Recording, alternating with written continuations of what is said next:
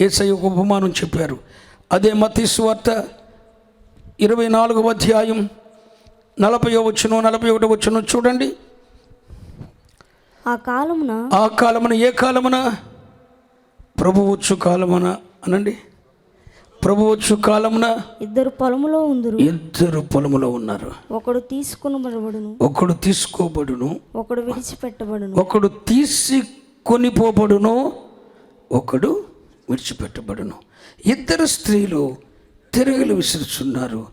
ఒకతే తీసుకొని పోబడును, ఒకతే విడిచిపెట్టబడును. అంటే అర్థం ఏంటి? ఇద్దరు పనులు ఉన్నారుగా. పొలములో పనిచేయటం ఏంటి మీరు చెప్పండి? పొలములో పనిచేయటం అంటే పొలములో పని చేయటం, తిరగలు విసరటం, జీవనము కొరకైన ప్రయాస. ఏంటి? జీవనము, ఈ లోక జీవనము కొరకైన ప్రయాస. ఒక నిమిషం మనసు పెట్టి వినండి.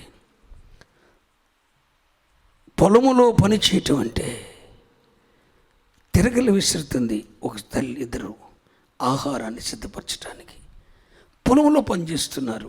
ఆహారాన్ని పండించడానికి పొలములో పని చేయటము, తిరగలు విసరటం రెండు కూడా దేన్ని చూపిస్తున్నాయి అంటే ఈ జీవనము కొరకైన ప్రయాసను చూపిస్తూ ఉన్నాయి. ఈ జీవనము కొరకైనా నేను పనిచేస్తున్నాను లేదా? మాట్లాడండి. నేను పనిచేస్తున్నానా? వ్యవసాయదారుడు పనిచేస్తున్నాడా? డ్రైవర్ పనిచేస్తున్నాడా? ఇదంతా దేని కొరకు? జీవనము కొరకైన ప్రయాస. ఇద్దరు జీవనము కొరకైన ప్రయాస చేస్తున్నారు. ఇద్దరు కుర్రోళ్ళు పైకి రండి చెప్తాను. ఇద్దరు చిన్నపిల్లలు పైకి రండి, ఇద్దరు కుర్రోళ్ళు పైకి రండి. వీళ్ళిద్దరు ఉన్నారు. వీళ్ళిద్దరు పొలంలో పనిచేస్తున్నారు. అంటే దేని కొరకు? జీవనం కొరకు అనండి. జీవనం కొరకు ఇద్దరు పనిచేస్తున్నారు. ఆ కాలమున, ఏ కాలమున? ప్రభువు మధ్య ఆకాశానికి వచ్చిన కాలమున ఇద్దరూ జీవనం కొరకే పనిచేస్తున్నారు. పని చేయటం తప్ప రైటా? మీరు చెప్పాలి. జీవనం కొరకు ప్రయాసపడమని దేవుడు చెప్పాడా చెప్పలేదా? పని చేయాలి. పని చేయని వాడు భోజనమునకు పాత్రుడు. వచ్చి పడుతుందని తినుకుని కూర్చోకూడదు. పని చేయని వాడు భోజనమునకు దుర్బోధ సైతాన్ని చేస్తాడు. అన్నీ మర్చిపోయి దేవుని రాకడమే కూర్చోమని దేవుడు చెప్పలా. ఇద్దరు కలిసి పొలంలో పనిచేస్తున్నారు. అంటే దేని కొరకు? జీవనం కొరకు ఇద్దరు పొలంలో పనిచేస్తున్నారు. ఏ కాలమున? ప్రభు వచ్చే కాలమున. అకస్మాత్తుగా బోరధ్వని వినపడింది. నువ్వు వెళ్ళిపోరా, పక్కలు అక్కడ ఉండి మరి పిలితే వీడు ఇక్కడ ఉండిపోయాడు, ఈ పక్క ఉండి లేడు. అంటే అర్థం ఏంటి? ఆల్రెడీ ఏ క్షణమో ప్రభు రాకడ తెలియదని చెప్పి ఆల్రెడీ ప్రభు రాకడ కొరకు వాడు సిద్ధపడిపోయి జీవనం కొరకు పనిచేసేటప్పుడు కూడా ఆ ప్రభు రాకడ మీద దృష్టి పెట్టి సిద్ధపడిపోయి పనిచేస్తున్నాడా?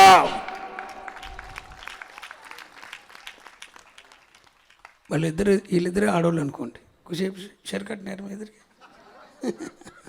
రైట్ రా. మళ్ళీ వీళ్ళిద్దరు ఆడవాళ్ళు అనుకోండి. ఇప్పుడు ఇద్దరు తిరగలు విసురుతున్నారు. అంటే అర్థం ఏంటి? జీవనం కొరకు ఆహారాన్ని సిద్ధపరుస్తున్నారు. ఇద్దరు ఆడవాళ్ళు అన్నం వండిపోతే కుదురుతుందా? నేను ప్రార్థనా పూర్వాలను అయిపోయాను, భక్తి పూర్వాలను అయిపోయాను, ప్రతిష్టలోకి వెళ్ళిపోయాను, నేను ఆ ప్రతిష్టలోకి వెళ్ళా, ఈ ప్రతిష్టలోకి వెళ్ళాను అని చెప్పి ఇంట్లోకి పోబెట్టదని చెప్పాడు యేసయ్య. మాట్లాడండి. అన్నం కూర ఉండొద్దన్నాడా? తిరగలు విసిరే పని వాళ్ళది. అన్నం సిద్ధపరచాల్సిన పని వాళ్ళది. సామెతల గ్రంథం 31వ అధ్యాయంలో జ్ఞానవంతురాలైన స్త్రీ కనబడుతుంది కదరా. ఆ గుణవతి అయిన స్త్రీ తన ఇంటి వారి కొరకు వేకువనే లేచి తన ఇంటి వారి కొరకు ఆహారం సిద్ధపరుస్తుంది. అంటే రక్షింపబడి మారు మనసు పొందిన వాళ్ళందరూ పాస్టర్తో సైతం ఇంట్లో వంట చేయాలా లేదా? మాట్లాడండి. చేయాలి. వీళ్ళిద్దరు కూడా ఆహారాన్ని సిద్ధపరుస్తున్నారు. దేని కొరకు? జీవనం కొరకనండి.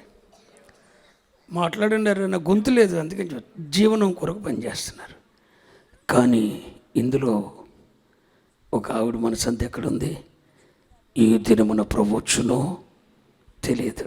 సిద్ధముగా ఉండండి, ఆల్రెడీ దేవుని రాకడ కొరకు సిద్ధపడిపోయి ఉంది. సిద్ధపడిపోయి ఉన్న ఎవడు ఎత్తపడిపోయింది. వెళ్ళిపోరు, నువ్వు వెళ్ళిపో.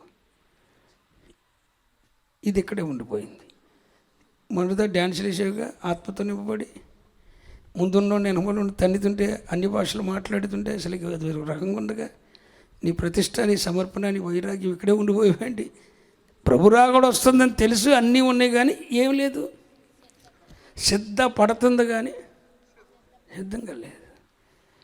జీవన సంబంధమైన జీవనము కొరకైన కూర్చోండి, జీవనము కొరకైన ప్రయాసపడుతూనే, ఆహారాన్ని సిద్ధపరచుకుంటూనే, ఆహారాన్ని సమకూర్చుకుంటూనే, ఆ క్షణములో కూడా మందిరంలో ఉన్నప్పుడే కాదమ్మా, బలిపీఠ దగ్గర ఉన్నప్పుడే కాదురా బడాయ్, అయ్యగారు ముందున్నప్పుడే కాదు, చాలా నిశ్శబ్దగా శ్రద్ధగా వాక్యం అంటాం.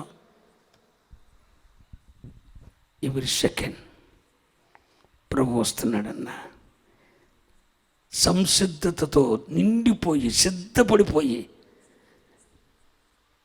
ట్రైన్ వస్తుంది, వచ్చేసింది ప్లాట్ఫారం మీదకి, నువ్వు పట్టుకొని ఉంటావా, అక్కడ బ్యాగ్ ఉందని ఎత్తుకుంటూ వెళ్తావా? అది 2 నిమిషాలు ఆగుద్ది, కానీ ఇది కనురెప్పపాటే. రాకడొచ్చిన తర్వాత, ప్రభు రాకడొచ్చిన తర్వాత, బూరధ్వని శబ్దం వినపడిన తర్వాత నువ్వు సిద్ధపరచుకోవడానికి టైం ఉండదు, అది కనురెప్పపాటు. అంచేత ఏ దినమున ఏ క్షణమున ప్రభు వచ్చునో తెలియదు కనుక సిద్ధముగా ఉండండి అని చెప్పు. ఏట నువ్వు పొలంలో పనిచేస్తున్నప్పుడు సిద్ధముగా ఉండాలి, తిరగలు విసురుతున్నప్పుడు సిద్ధంగా ఉండాలి. అంతేకాదు మంచం మీద పండుకొని ఉన్నప్పుడు కూడా, మంచం మీద పండుకోవడం అంటే విశ్రాంతి ఏంటి, విశ్రాంతి తీసుకుంటున్నప్పుడు కూడా నీ ఆత్మ దేని కొరకు అపేక్షించాలి? ప్రభు రాకడ కొరకు.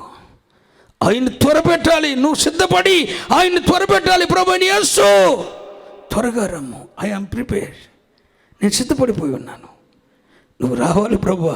ఒకవేళ నువ్వు ఆలస్యమైతే నా దివిటి ఆరిపోద్దేమో, నువ్వు ఆలస్యమైతే నా ఆత్మీయతను కోల్పోతానేమో, నువ్వు ఆలస్యమైతే నా ప్రతిష్ఠత నుండి, సమర్పణ నుండి, వైరాగ్యం నుండి తొలగిపోతానేమో.